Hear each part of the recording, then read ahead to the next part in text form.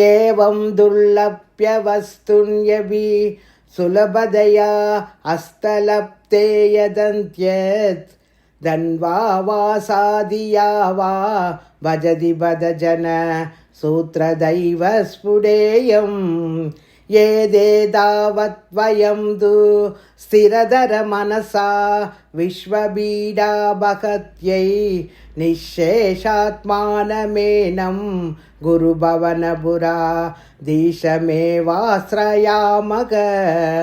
सत्वं यत्तत्पराभ्याम् अपरिगलनदो निर्मलं तेन तावद् बोधैर्भूतेन्द्रिनैस्ते वपुरुधि बहुशः सूर्यदेयासवाक्या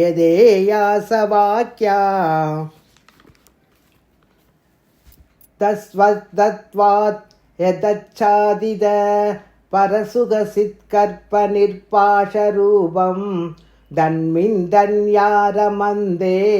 सुहृदिमतिमधुरे सुग्रहे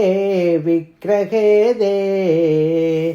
सर्वत्र गोविन्दनामसङ्कीर्तनं गोविन्दा गोविन्दा।